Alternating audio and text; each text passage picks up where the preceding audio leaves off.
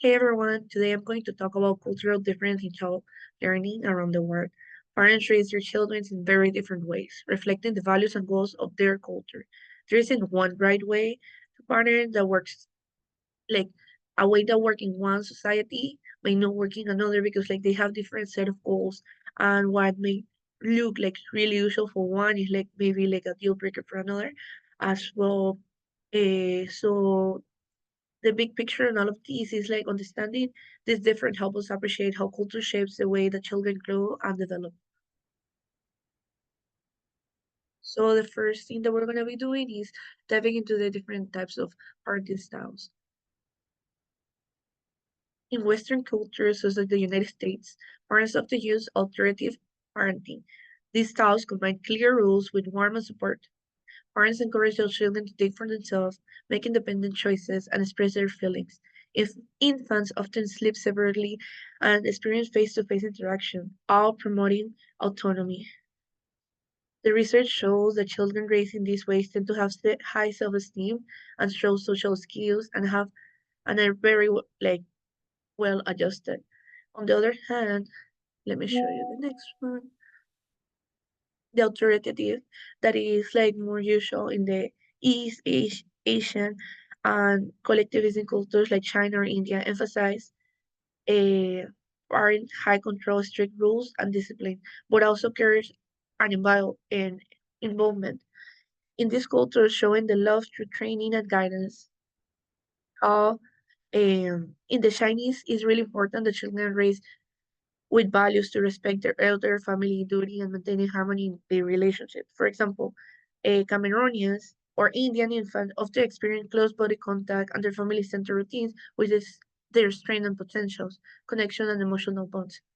And there is like in the third way that we can see it is the permissive parental style that is more common in some Western families where parents are warm but serve fewer rules.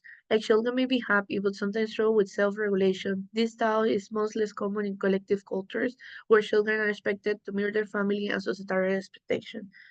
And we can see in the next slide so basically this book that our book mentioned is about him that is between I believe it was like this mother that was from like Chinese parents like they were like from an Asian culture and how the daughters were trying to adapt here in the United States and it really calls and relates about like the whole adaptation and like how different like societies have like different rules and how it affects their children. So over here we can also see the cultural comparisons. Like in the Western, you can see that in the book quotes like Western cultures emphasize independence, autonomy, and self-expression in the children's. In the other hand, you have the Asians who are more like towards like taking care of their elders and discipline and involvement. So we can also see like the way that they get raised, like based on their the way that they were growing up. If they have alternative or permissive, or if they have if it was like either more strict or more lenient, also like that affect in other aspects. Like for example, the early socialization for the Western is like face-to-face interactions, which creates like independence. But in the Cameroonian, in fact, is like like through body contact. That's when they do connections. In the sleep enrichment in USA, like in America, like they usually like sleep separately and they prefer like autonomy and like their privacy. In India, the protection of is like family closeness, and in the Western view, like authoritative, they are warm and firm, which leads to a positive outcome. And in each Asia, like it's more about like strict control. Like the key takes away from from this is like the parenting practice reflect on cultural goals, not universal right or wrong. Like the practice are a reflection of their cultural goals of independence or interdependence. So for example, like in Asia, like they are more towards like honoring like the family and tradition and all these things. And here in America, they tend to be a little bit like more independent, like in the sense that like when they grow up, like they're not that close as I mentioned, like toward the tradition and all these things. Like Western parenting, independence and self-expression. In Western cultures, parents tend to emphasize autonomy and self-expression in their children, as the book quotes.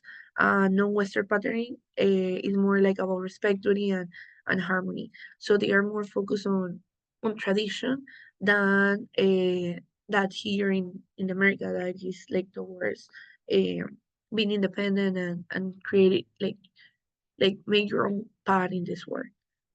Or understanding like this cultural difference in childrearing help us appreciate why children grow up in differently around the world. And what may seem strict or indulgent in one culture may actually be a reflection of deep cultural values in another. By learning about this difference, we can better understand the human development and respect the diversity and approach parenting with a broader perspective. And that will be all for today. And thank you for listening.